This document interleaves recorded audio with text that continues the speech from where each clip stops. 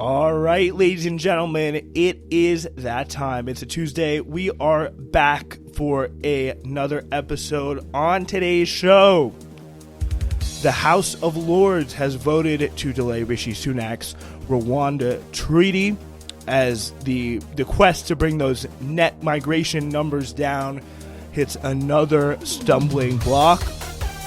Wes Streeting was at a think tank conference today where he said that Labour's been too nostalgic about the NHS, as he argues it needs more reform than extra money. We'll break that down. And also, we have a little bit of the conflict in the Middle East coming home to really the London area, as we've seen two, pretty shocking events take place in community establishments throughout London. We'll tell you what those are. But first, though, we'll talk about the Yemeni strikes. It's going to be, major strikes again. U.S. and U.K. kind of tag team strikes on the Houthis, sending the clearest message, according to now Lord David Cameron. All right, so we are also, we have something else today that we do not normally have here on the show. Only, a few episodes of the show, but we have yet to have an actual, real British person on the show today, and we're very, very honored to have Myron Michaelides here. Myron, thank you so much for doing this here today. No, thanks for having me. I'm Myron Michaelides. I'm a student at SOAS. I do politics and international relations. I'm a member of the Labour Party in the UK. I do a lot of kind of voluntary work with the Labour Party. I would say that politically, I'm on the centre left of British politics. Again, it's great to be here. Great to talk about current events. Great to, we love in Britain feeling that we can educate Americans. The sense of superiority that this appearance gives me is, I'm sure on behalf of the whole British nation, it's great to be here. Yeah. Please educate me for sure. And it's going to be very, very interesting to actually, run things off, get a better perspective, and just be like, is this actually really right? What I'm thinking here? Because I've only been here for a grand total of 3 weeks now. So anyway, we're getting started with some of the real major news here with foreign affairs. The U.S. and the U.K. have just done their second joint operation against the Houthis in Yemen in response to their attacks on shipping in the Red Sea. This is in the BBC. Foreign Secretary David Cameron says that the U.K. and the U.S. want to send the clearest possible message that their words will be supported by action. And it definitely seems like, at least in the U.S., this is enjoying some pretty relatively broad popular support because, the perception that people have is this is affecting shipping, and they don't really I don't think, connect it too much to the issue in Gaza, and they, want to see a relatively low-cost bombing campaign. And honestly, here comes my U.S. sense of superiority. It's mostly, U.S. coming on, and then the U.K. just, putting their name at the bottom of the homework. But it definitely, it definitely comes as, there is this sense of, the people are kind of like, okay, it makes sense that we're doing this, but Biden admitting earlier in this week, this is not really achieving its goals, but we're going to keep doing it anyway. What is your just general reaction to, these strikes, and, how effective do you think they are from kind of a British foreign affairs point of view, Myron? Well, I personally think that when it comes down to it, the Houthis have been in a civil war for, a few years now. They've they've been striked continuously by kind of a Saudi-led coalition, often with weapons that have been supplied by the West. There is a kind of problem in which, when you've already kind of done airstrikes on a group, threatening to do more airstrikes isn't necessarily going to have the same effect, right? It's a blunt instrument. It keeps getting blunt the more and more you use it.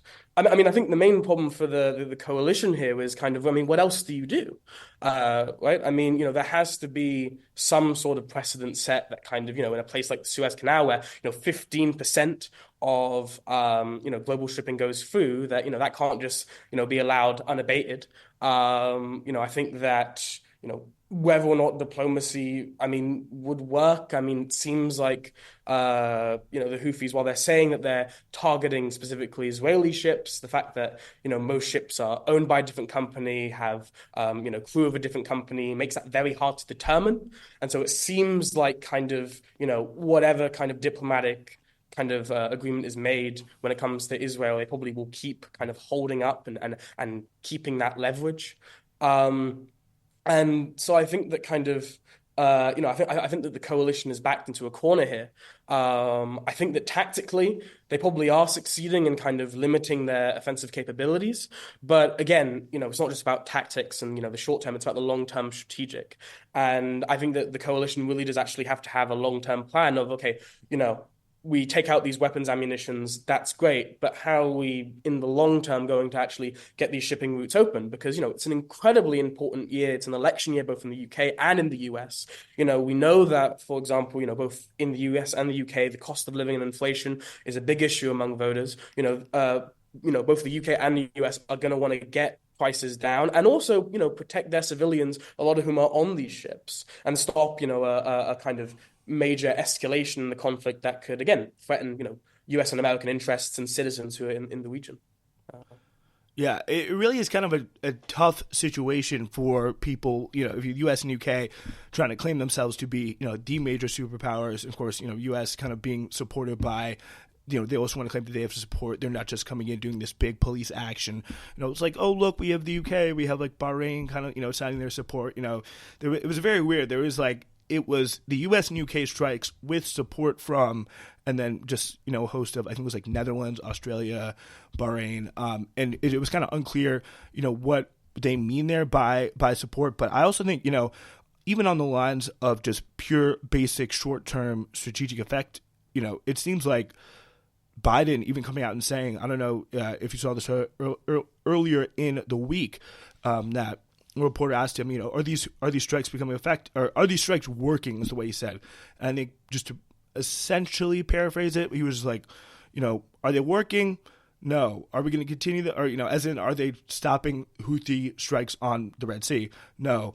Are we going to continue to do them? Yes. And I think that really does show, and I think that it's kind of similar to what we're seeing out of the West in Israel right now. It's just this lack of ability, a very big fear almost of just losing face, and then them just kind of doing that just almost purely to show that they still can and they still have that power, even if they know that, or even if at least at this point, it would be a pretty consistent bombing campaign. They're probably going to get some resupplies from Iran to keep that bombing campaign going, and the military options, even on a very just stop the strikes on the ships level, if that's just your very main goal, just does not seem to be looking effective without major U.S. investment, which is kind of untenable in its own right.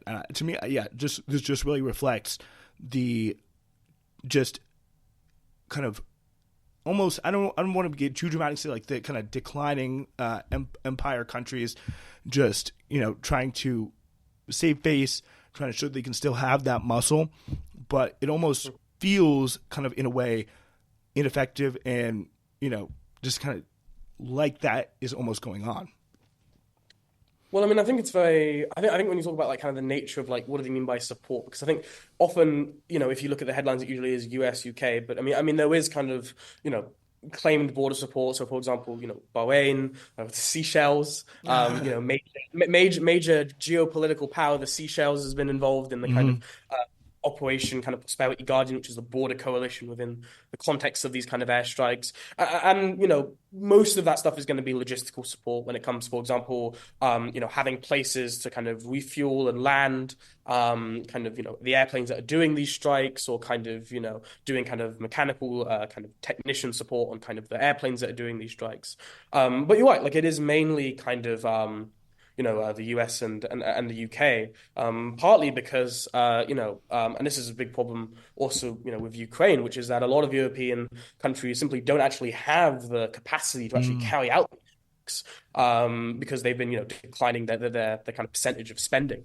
So I think it is all, partly, yes, about kind of declining kind of willingness to join these kind of operations. Like France has actively said that they won't join it. But I think it was also because I think that, we've had this period of kind of post-Cold War kind of stability where we didn't really think that we needed to have the capability to kind of do these strikes.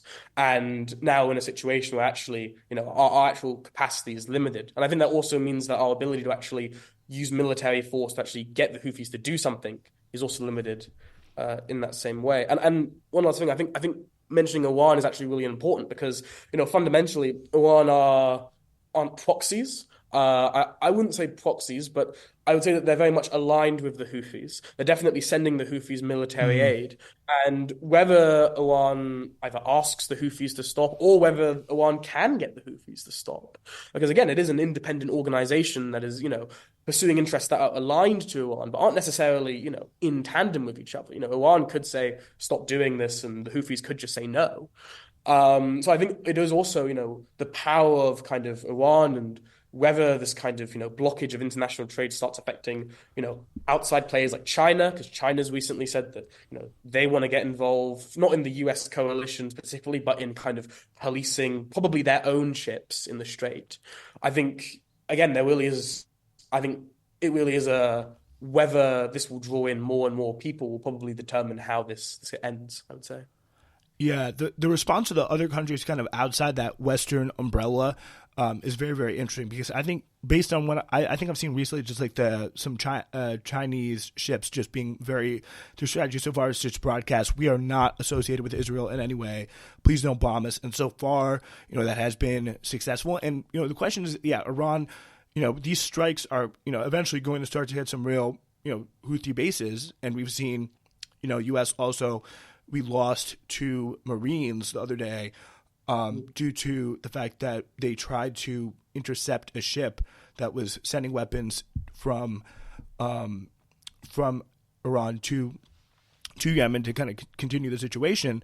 It certainly gives, it's very kind of hard, if you look at it from the kind of Houthi perspective, though, to think, how are these strikes going to stop? Because they are getting a lot of legitimacy in Yemen, of course, because they're standing up against U.S. interests, and after the last 8 years of civil war, U.S. probably not that popular in Yemen at the moment, and also standing up for the Palestinians, who obviously there's a lot of sympathy for that cause around the Arab world, and if they have that kind of boost, I think, of going through the U.S. And going through just the ringer of U.S. Saudi-backed bombs and bombs and bombs, and what was up until Gaza the worst humanitarian crisis in the world. I feel like almost justifiably kind of have a little bit. They're essentially not really the Somali pirates, are they? Like they're coming in. They're like, we faced U.S. for 8 years. We are going to, we're not going to be deterred that easily. And if the U.S. really wants to. Conceivably, the U.S. could come in with a whole crazy, Iraq war style ground invasion, but then, of course, we saw how Iraq ended, and that could obviously have huge regional war implications. But of course, at the same time, from the U.S. perspective and the U.K. perspective, they still have to be that, they don't want to abandon that role that they've kind of held as global policemen, supporters of democracy all across the globe and all that stuff. So, again, if I were Biden, it's definitely, or if I were, Rishi Sunak, I definitely acknowledge it's a very, very tough situation. But I feel like, even if I think it's very, very notable there were no attacks on the ships during that, Thanksgiving period, end of November ceasefire that took place in Gaza. But when that was over, obviously they started back up. So I think making a gesture towards that could be the most effective way. And I feel like it's another one of those interests that kind of points towards reining in, not even, not doing anything really just drastic, but doing something to even look substantively like you're reining in Netanyahu. But for some reason, we just see just very much unwillingness from both the U.S. and the U.K. sides. Well, I mean, I think Because I do agree. Because I mean, again, openly, the Houthis have said that the main reason they're doing this is because of kind of the Israeli kind of Gaza conflict. I would warn against taking that necessarily kind of these are not people who believe who genuinely care about the oppression of Palestinians. They're perfectly fine oppressing Arabs in their own country. But I think that they do see it as an opportunity to kind of, as you said, kind of gain legitimacy from kind of striking back against kind of what they would say as like the Zionist entity. Mm. And I do think that that does mean I think people have been looking at whether or not actually having whether or not that's pushing Biden closer towards like winning in Netanyahu. I mean, you've seen recently that kind of there was a proposal, the first time I think in a while this year, of a 2 month ceasefire, which I think would be the longest ceasefire that has ever been agreed to since October 7th. I mean, the real issue is whether or not, first of all, Hamas will agree to it, because I mean, there have been offers that Hamas has, disagreed with in the past, and also whether Netanyahu could keep his right flank coalition partners, in the government without it falling with that proposal. I mean, I absolutely despise Netanyahu as a figure, and I definitely despise the fascists in his cabinet. But I mean, he is in a very sticky situation where not only does he have to manage his own cabinet, but also the war cabinet, which has a lot of opposition parties that were founded specifically to be against Netanyahu. So, I mean, I think that's one of the reasons why it's been so hard to kind of rein Netanyahu in, or at least that's been the main excuse that Netanyahu has been using for not being reined in, is because of that kind of very shaky coalition government in Israel. But I do think that this will definitely Mm. mount pressure on the Biden administration to, at the very least, make sure that this doesn't kind of extend, because I think that absolutely in an election year, kind of, Joe Biden definitely does not want, kind of a rock-star war in his hands. In the UK, it's been actually very strange because at the very beginning of the strikes, there were some people comparing it to Margaret Thatcher in 1983 because during that period, Interesting, yeah. In the Tories Falklands. were, yeah, because the Tories were, very down in the polls. It looked like kind of actually they were going to come third place in the opinion polls. And it was kind of a very short, quick Falklands War that kind of saved Margaret Thatcher, really. I don't think that that's necessarily going to be the case for No. Rishi Sunak. I don't think this is going to be a very short war, and I don't think that, I think that Margaret Thatcher was, a freshly elected Conservative government just after a Labour one, not after 13 years of Tory mismanagement. So. But I think it definitely, I think the incentive on the West is going to be to keep it contained, I think. Yeah, and how I think they probably would just be content, just to kind of keep those airstrikes coming, and I, definitely stay away from anything, on the ground. That is for sure. And yeah, I totally see your point with the differences, the similarity, or differences between the Falkland War. I think another thing about this one is just like kind of coming in behind the U.S. to do something that they kind of had the lead on is very different than this very short, effective war to like defend the glory of the British Empire, almost, or the old kind of glory of the British Empire, and like with the old territories and such. But it definitely doesn't seem like anything really Rishi Sunak is going to be able to do is to stop him or can't do anything to stop him from a pretty devastating loss whenever the election does roll around. Speaking of devastating losses for Rishi Sunak, the House of Lords has just voted to delay Rishi Sunak's Rwanda treaty as it happened.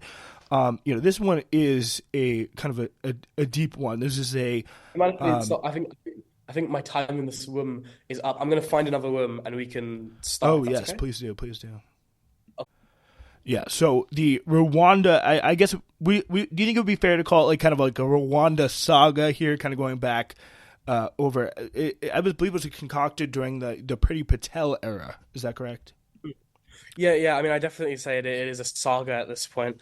I mean, partly not because of how long it's gone on, but how short British governments now are.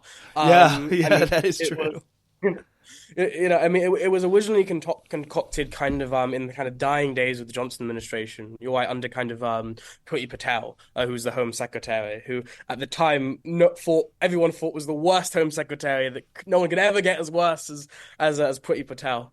which we were then swiftly proven wrong. And basically, it was seen as kind of one of these wedge issues that basically, in order to kind of, kind of attack labor, we will kind of, put out these bills and these kind of laws that aren't necessarily very good legislation, but are provocative, right? That bring stuff like immigration, stuff like trans rights, stuff like culture wars onto the national stage that kind of labor has to respond to. And the kind of desire was that, labor responds to it in a very kind of left-wing way. Then they can paint labor as kind of this irresponsible kind of opposition that could never be into government.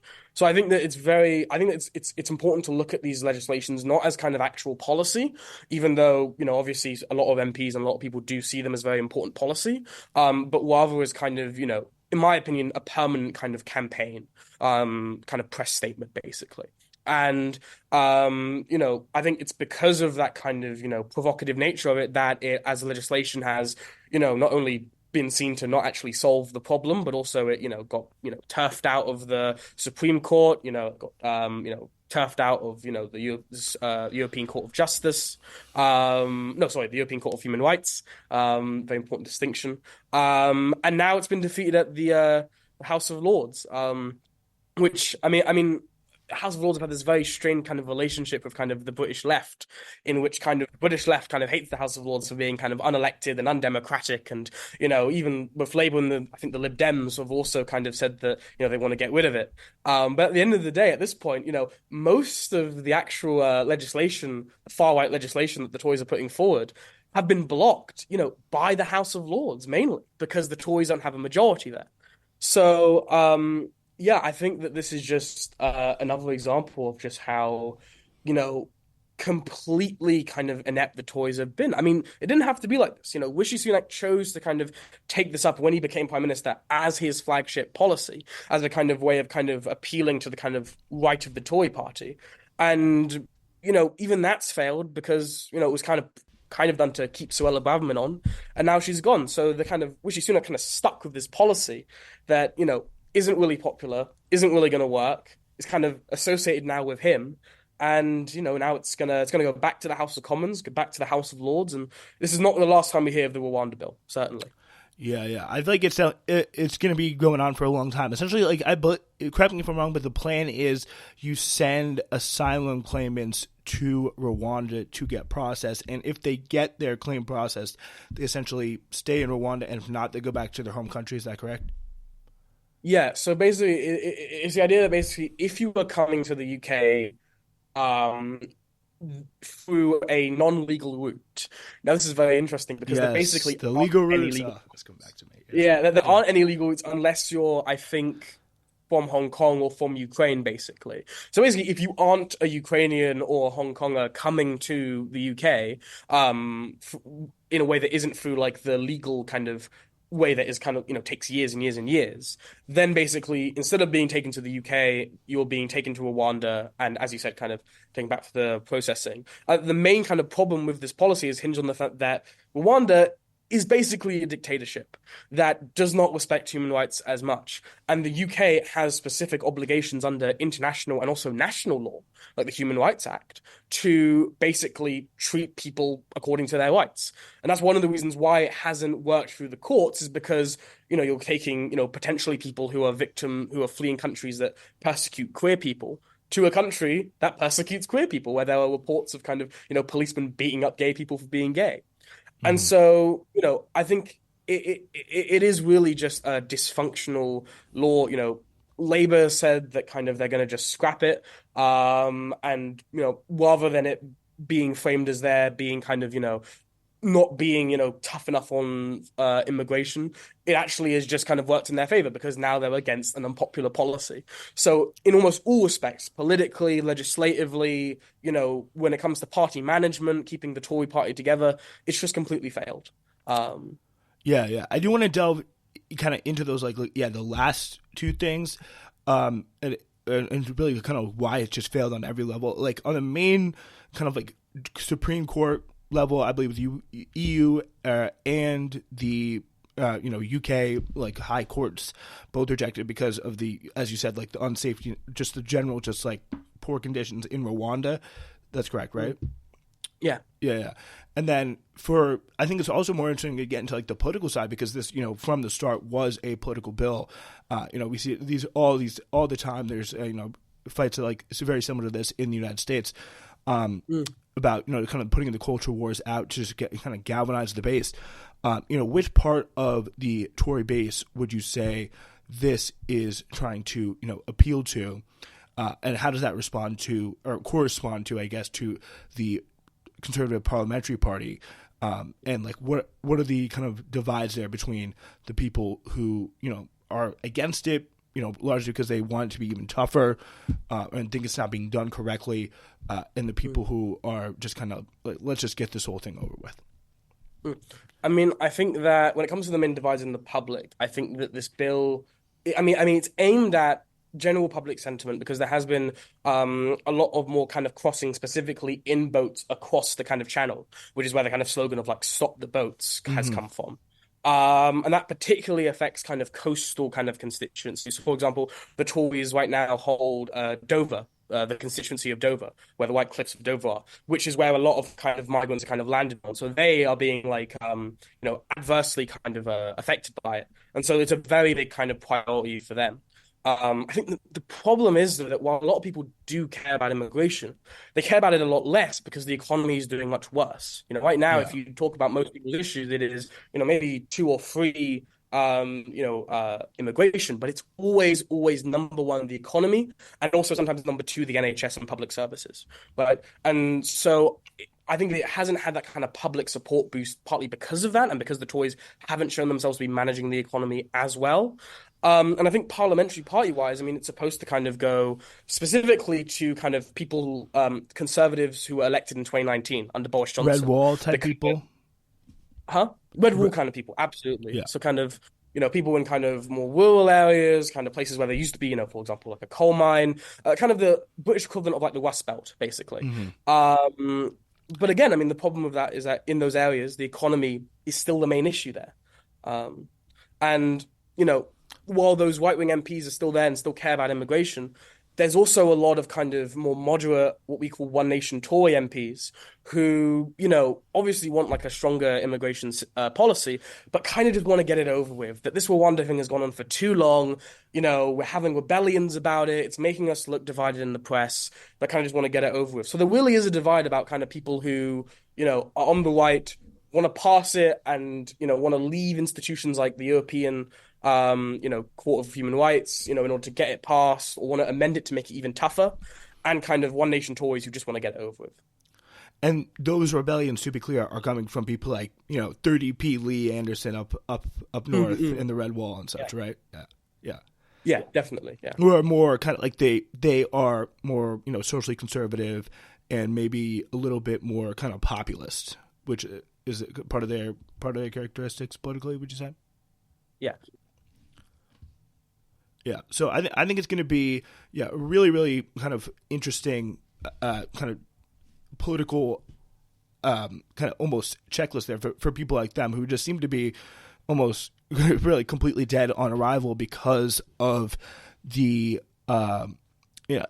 because of the just general economic situation, and really those people seem to be just desperate for anything, especially in the north of England, just being so just underserved throughout the especially throughout the Tory administration. Like I don't get why where's the political instincts of these people who did do a pretty impressive political feat in the 2019 election to say, hey, wait a minute, we got to have some real action on the economy here. Like my constituents are concerned about the economy.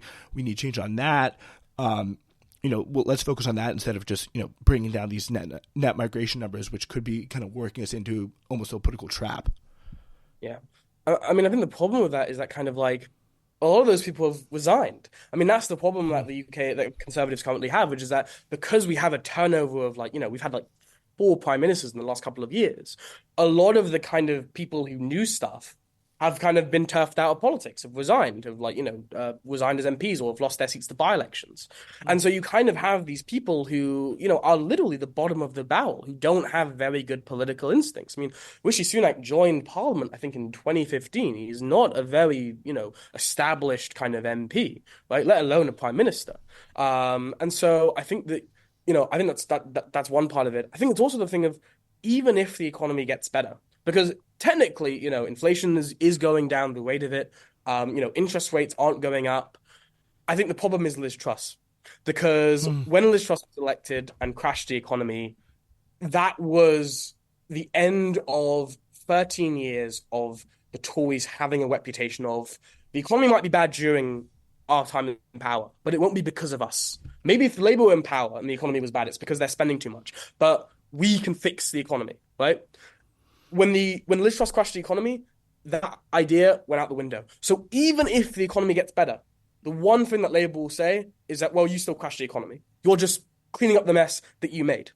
And so again, the Tories are in a really sticky position. And that's why kind of, a lot of the conversation now isn't kind of, what kind of is the next Conservative government going to be like? It's more kind of how can the Conservative governments kind of stem the inevitable kind of loss of seats, Obviously now I don't think that that election necessarily is inevitably going to be lost to the Conservatives. I think that anything can happen, and God knows in the post 2016 era, in both the US and the UK, polls are not necessarily 100% accurate. But I think that again they really are in a bind now and kind of in survival mode of kind of thinking, after the next election, what are they actually going to do? Uh, Yeah, that is definitely one of the most interesting political dynamics in the UK right now. This just really just bad quality of politicians. Just looking at this really blatant opportunities being kind of missed, but also if you look at yeah, that as you said, that for as long as I can remember, just like following or reading about the history even of British politics as well, that Tories over the economy, especially in the wake of the 2008 crash, has been absolutely just a fundamental bedrock of British politics that Liz Truss broke, dispelled that myth for once and for all. Almost luckily, but in the same way, it has come with obviously a lot of suffering as well. Yeah, we're gonna switch gears to the future. Or again, as you say, anything can happen, but party definitely kind of getting ready to get to government, and that is the also with former future potential future health secretary Wes Streeting. He was at the Institute for Government think tank here, and this is the Guardian. According to an overnight briefing, his speech will be an attack on waste in the NHS and a declaration that Labour will make it more efficient. This is a relatively standard opposition party theme. The Conservatives used to say as much when Labour was in power, but Streeting has also given an interview to, where else? It is the Starmer administration after all, The Sun, to promote his message, and this will attract more attention because he has used it to accuse his own party of being too nostalgic on the NHS, telling the paper, quote, "I think there are times when the Labour Party is led too heavily into nostalgia. It would be the worst. It would be the easiest thing in the world to go into the next general election saying we've got the worst crisis in NHS history. You can't trust the Tories on the NHS. And here's a nice sepia film of Nye Bevan. Myron, what's your reaction to this as a Labour man yourself? I mean, I would say that I am kind of on the kind of moderate, what someone called the right of the Labour Party, which is very close to kind of West Streeting. Yeah. And I think that some of West Streeting's views are a bit, but I think that kind of generally, I think we're aligned. I think that what he's trying to kind of put a kind of what he's trying to deal with is basically a problem that on the whole the Labour government is going to have if it gets elected, which is that you have a Tory government that has spent 14 years basically smashing up the place, and there wasn't really that much money left to actually fix it. Like unlike in 1997 when the economy was growing in the late 90s, that simply isn't the case in the UK today. We have high inflation, we have low GDP growth, and so the only way that you can actually kind of And so, how do you fix these very institutionally broken kind of public services without spending, huge amounts of money when the public, still doesn't totally trust Labour? They know that the Tories are bad, and they're willing to give Labour a chance, 4 years of a chance, but they don't completely trust Labour with the economy, not yet. That's going to take, 5 or 10 years, or at least 5 years of, it's been 5 years. The country hasn't immediately been invaded. The economy hasn't immediately crashed like the Tories have told us. And so I think that that is kind of where kind of Wes is kind of coming from and kind of emphasizing that we're going to reform the NHS. It's not going to be that we just pump more money into the same old system. We need to reform it. And that is actually, a lot of how the NHS has evolved over time has been, with the last Labour government kind of putting lots of money into it, but also promising reform on top of it. And so I think that is, I think the only successful political formula that the Labour Party can actually use to improve the standard of the NHS. I think a lot of people on the left of the Labour Party, very much disagree with this. I think that they think that this is, kind of implying a kind of pseudo privatization of the NHS that they say kind of strays away from the original kind of socialist message. But I think what I would say, and I think what Wes would say, is that the NHS is not just another public service. It is what people who literally are, on the verge of death are, being treated in, right? And I personally think that, we should value the lives of our citizens if we're going to be in government over, our ideological preferences for a healthcare system. And if having reforms that, might incorporate, private corporations, but will still keep the service free for all, is the price of making sure that, you don't have a situation right now where, hundreds of people are literally dying on NHS waiting lists, right? Waiting to get treated, because, they have a lump, they have to wait 5 years and that lump gets bigger and bigger and eventually kills them, right? I think that is a sacrifice worth making. I think that we should never play politics with people's lives. I think that's the position that Wes is taking. And, apologies for being a bit of a Labour kind of stooge here, but I think that's the right position to take. Yeah, that is definitely, yeah, it's definitely very interesting coming from what I would say is, again, I'm not like kind of deeply entrenched into British politics as I am with American, but definitely someone who would consider themselves on the left of the Labour Party. If I was, if I was in kind of really in the British politics as a voter as well. But yeah, but I definitely also come from the perspective as someone who's like, from America, really has seen the just absolute bottom of the barrel when it comes to healthcare, when it comes to just like leading down that slippery slope, and just all the kind of the terms that people use, and I feel like it does come down to how much political trust has someone shown that they're worthy of over time, and with the the Keir Starmer administration, and just going from the leadership campaign to today, and the kind of about face in terms of presentation, I feel like it does kind of show that Starmer is going to steer the ship in whichever way he thinks is best at the time in the moment. Which you could say is it's going to be quick on his feet. It's going to be someone who's adapted to change and all that stuff. But it does kind of make him a bit hard to nail down, is what I would say. And there are some definitely very interesting kind of, buzzwords. I think one of them is, that really rings a bell as an American is efficiency. When you hear that, obviously it sounds very, very nice, but then, it's efficiency oftentimes just means that, it kind of, cost cutting, stream and all that stuff that just generally does mean, it does mean step towards more privatization, cost cutting for the NHS and things like that. So obviously we can't predict the future, say that Wes Streeting is going to lead to the privatization of the NHS, but it would lead I feel like it's definitely something that people do have a right to be concerned about. But and what I guess the question I would ask you is, how do you see a situation where there is, like you said, private corporations get involved, but the service still remains, free for everyone? Well, I think that's actually been the situation in the NHS for, years now. Since the NHS was founded, right? Like, we don't have a completely closed system where, every single, bed sheet and pillowcase and like bottle of water is made in an NHS factory by an NHS kind of nurse, right? Like, we buy things from other companies, to use it. I mean, we bought the COVID vaccine, for example, to distribute for free. So I think it is possible to have, and we've had it for, again, basically the entirety of the NHS's history, a free system where the government buys private things and then gives it out to people for free. And I think that when it comes to kind of, Starmer's Labour's kind of directions, I mean, I think that this has actually often been kind of an argument against Labour throughout history that kind of, they aren't properly kind of ideologically kind of rooted. There was a big debate in the late 90s about, what was New Labour, what was the third way. I mean, even going back to like Attlee, there were some people kind of saying that Attlee wasn't, properly kind of socialist, this kind of, who we now think of this kind of, great socialist, post-war prime minister who, founded the NHS. I mean, the left of the Labour Party absolutely hated him.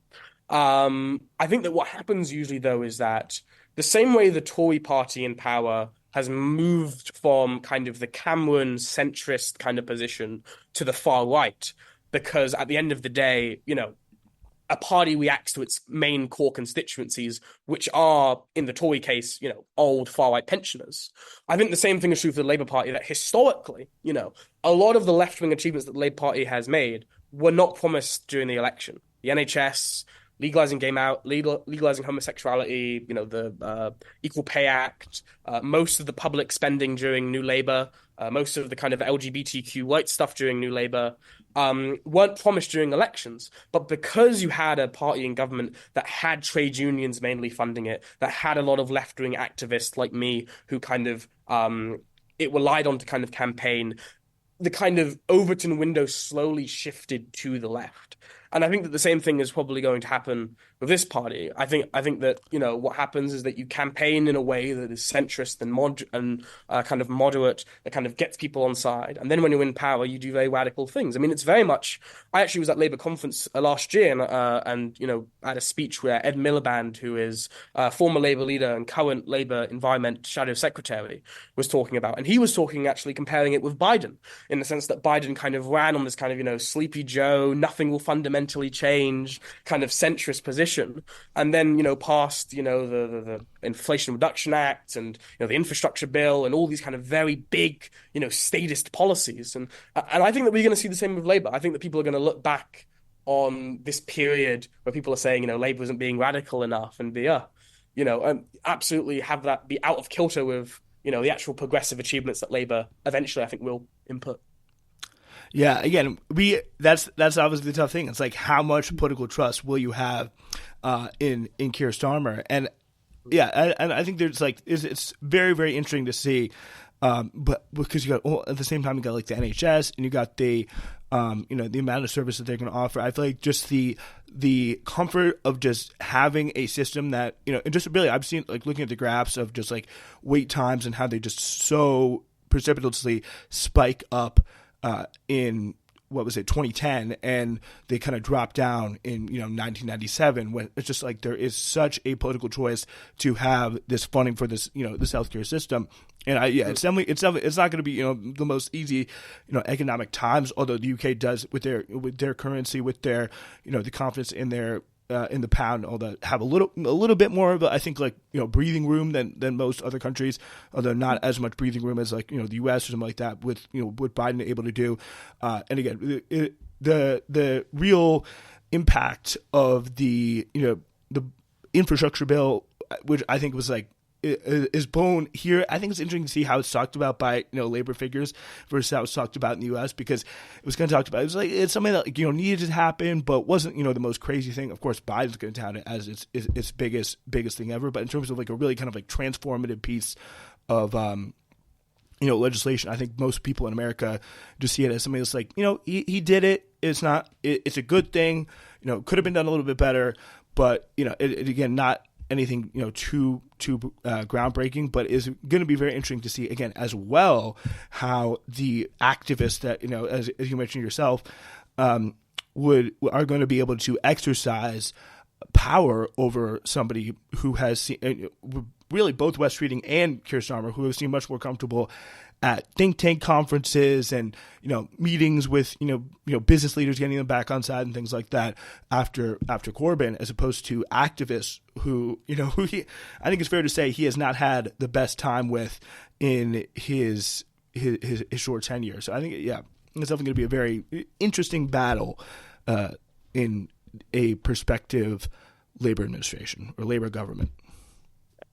I mean, I think it's very interesting about the kind of activist bit, because I think that often when we hear about Labour activists, we hear about kind of the left-wing ones because they tend to be the loudest.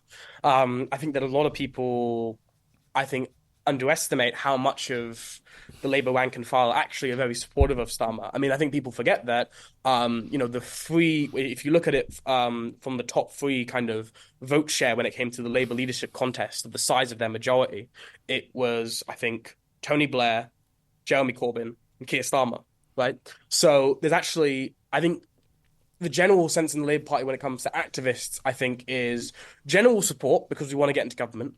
And I think a general kind of ability to, while the election is on, kind of, let's get the election through, let's get into government, and then we can talk about kind of these things. I think a lot of people are kind of holding in a lot of kind of, their opinions and ideas until we get into government so that we can push them in government. Because I think a lot of people have seen that, we can get the opposition to, have this really lovely progressive policy, and they can talk about how much they have this progressive policy in the House of Commons, but it doesn't actually matter. It doesn't actually get into law unless we have a majority in the Commons. So I think that, again, I think that the Labour Party is going to be a lot more progressive than people think. And I also think that, especially for our American listeners, it's important to know that kind of British voters kind of treat British politics in an Americanized form. Like, party leaders are a lot more important than they used to be. Like, we have party leader debates now, like they do in the US.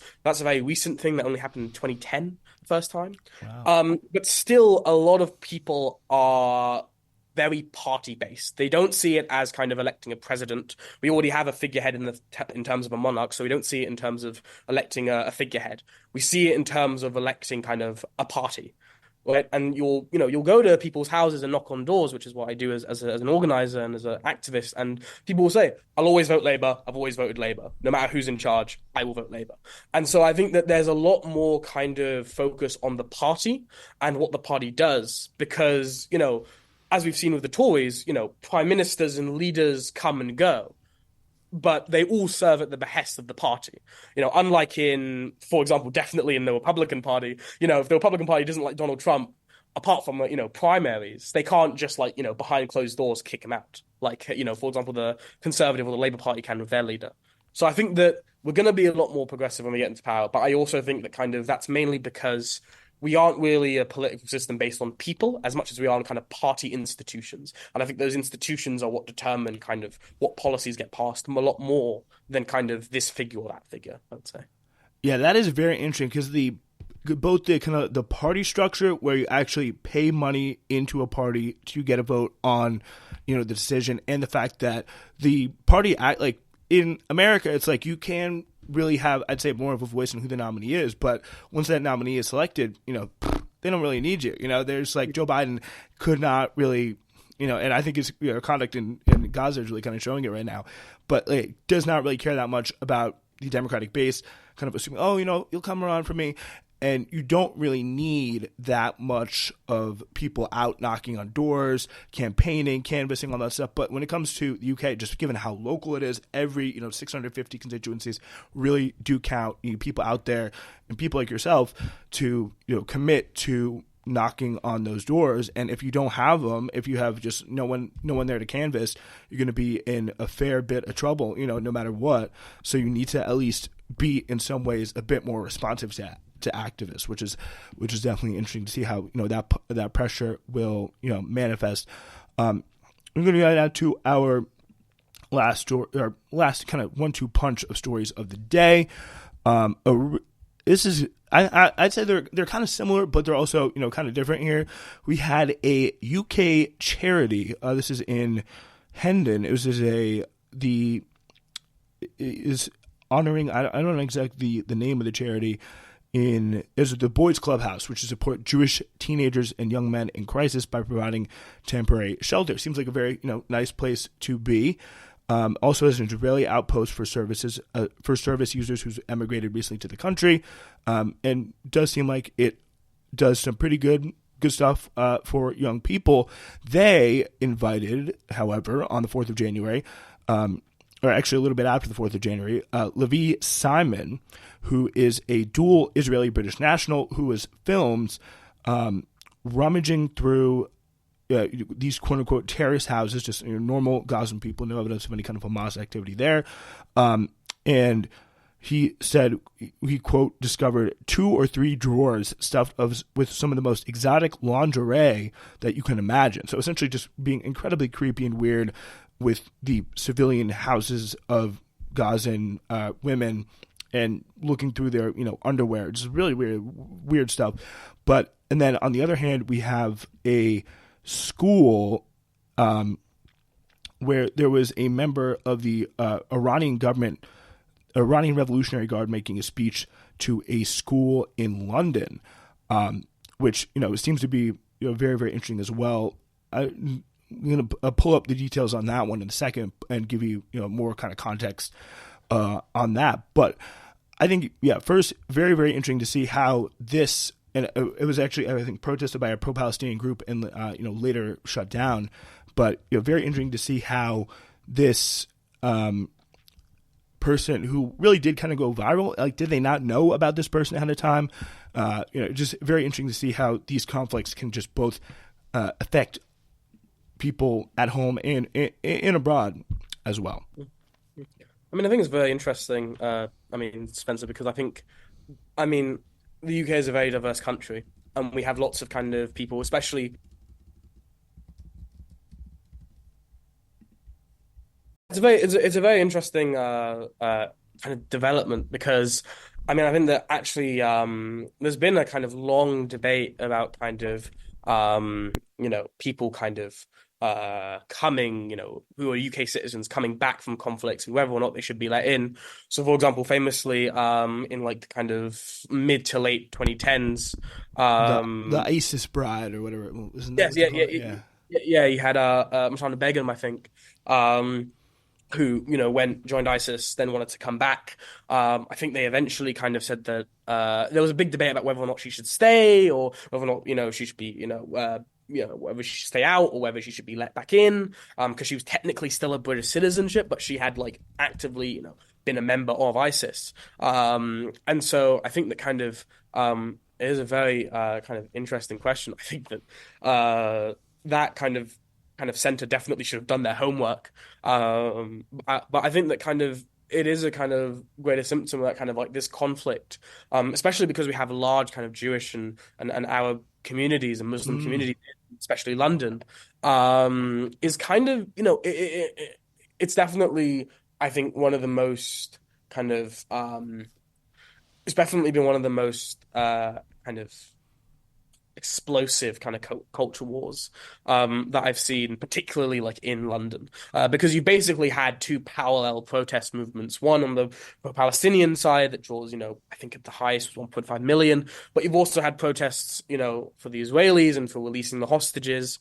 And I think, the backdrop of all of this has been that you've had a huge increase both in Muslim and in Jewish anti-hate hate crime. And so I think that kind of I think it is just another symptom of the fact that kind of this conflict is polarizing not just the Middle East, but also, a lot of kind of communities in London. And I think that's one of the reasons why I think this conflict can't be over soon enough, because, I think it has much broader kind of implications because of the kind of diaspora in not just the UK, but in many Western countries. Yeah, for sure. To give you a little bit more, there apparently, what really was surprising, there was apparently a Iranian general from the IRGC, which really was surprising that someone like that would even be kind of allowed in the UK in the first place, with the sanctions I assume that you guys would have on Iran the way the United States does. The idea that a IRGC general speaking to a group of US students would be pretty incredible. But it does really go to show just like the incredible diversity of, especially in London, of these two incidents happening in London. And it's so important. I think this was covered here in the BBC by special correspondent Ed Thomas, and it does kind of call out some pretty absolutely crazy things that he said about death to Israel, and including the denial of the Holocaust according to the footage. And the security services apparently are warning that it's inciting violence and or plotting to kidnap or kill people on British soil. And it's treated, very, very seriously. But then here, it's not really very. It's covered in a slightly smaller news outlet in Navarre Media for the Gaza story, for the IDF soldier story. But and again, I think it's very good. I think the way both organizations handled it, with the security services handling it and kind of investigating these comments by the Iranian general and the charity canceling the event, or having it, protested. But I think the way the protests were covered were as if they were covered some sort of, really hateful, or some sort of, they're just protesting this Jewish charity for young boys, and kind of, mentioning, not really mentioning, the broader context there. And I think that, is probably just what I would say is a big factor in spreading unnecessary discord within communities here in the West, where I think can both 90 or a vast majority of people could agree that both these comments are wrong, and that both were right to be protested. Yeah, I mean, I think that kind of, I think that specifically, you can definitely argue that the Palestinian protest in London, especially, has been kind of a lot more focused on, and kind of, I mean, a big reason why Suella Braverman no longer is Home Secretary is because, she called these, marches of hate, right? Famously, kind of, it was seen to have kind of rallied a bunch of, far-right kind of football hooligans, basically fascists, National Front, not National Front, sorry, English Defence League kind of people, to kind of do a counter-protest, basically. And, I think that there's definitely been a big focus on kind of, not only kind of the Palestinian protests, some of the stuff that's been said, inside, within them, right? Which I think, I think some of the kind of, not even just the, some of the very anti-Semitic stuff that's been said at those protests, is concerning, but also the fact that kind of they were said in crowds of hundreds of people who didn't seem to mind it that much. But I think that also at the same time that kind of, I think that, again, when you look at the coverage of kind of the pro-Israeli protests, which are almost non-existent, I think that you definitely can see that there's kind of an unfairness in kind of reporting there. I mean, I think that, you could argue that it's because, the Israeli protests draw a lot smaller crowds, partly because the Jewish community makes up about 1.3% of the UK population, while the Muslim community, which mainly goes to Palestinian protests, I wish they both went to the same peace protests, but sadly they don't, make up about, 3% of the population. So it's a lot more people marching for Palestine than Israel, just by the sheer numbers of it. But I think that you always get this kind of thing, and I think it's, happened basically since the foundation of the BBC news network, which is that kind of almost every single group in British politics thinks at some point that the BBC is being biased towards them. I mean, you saw this very famously, I think on Sunday, when Laura Kuenssberg was seen by a lot of people on the left as asking kind of, after an interview, basically saying, or after an interview with the Shadow Home Secretary, saying, well, no one agrees with you, many people disagree with you, but let's move on, which was seen as kind of a very kind of, bias towards always. But then at the same time, on that very same day, Rishi Sunak came out and said that the BBC was biased against them. So, and there was somebody, complaining. I think Hugh Merriman was complaining about a, Radio 4 news quiz show. There's definitely deep kind of complaints about the BBC, and just but I feel like it kind of broadly goes just generally towards people, just scrutinizing more towards the Palestinian side. And I do take your point about, Israeli protests not being as numerous. Yeah. Mm-hmm. But I think that again, kind of, it also does kind of raise kind of, I mean, kind of cultural, what I would say kind of American import kind Mm. of policy, kind of questions and debates about kind of, academic, should people be able to speak, in certain places if they are members of certain organizations or have very kind of radical views. I mean, this was a big thing during the 2000s and the early 2010s during the War on Terror, when you had a lot of kind of very radical, very anti-American, anti-British kind of Muslim kind of imams preaching, and there was a lot of kind of debate, especially within kind of, especially when it came to kind of broad Muslim community who thought they were being kind of very unfairly kind of treated.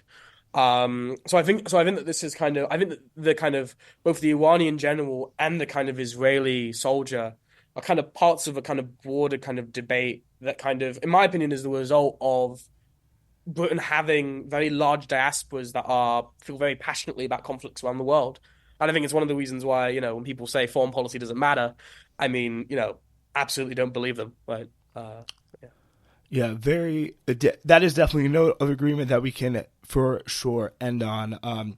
Yeah, Myron, thank you very, very much for joining us. And hopefully we'll have you on again very, very soon to Hell Island. It definitely having some good, British influence and incredibly knowledgeable. Yeah. Thank you very, very much. All right, we are going to be back in a week's time. Yeah. So we'll see you then.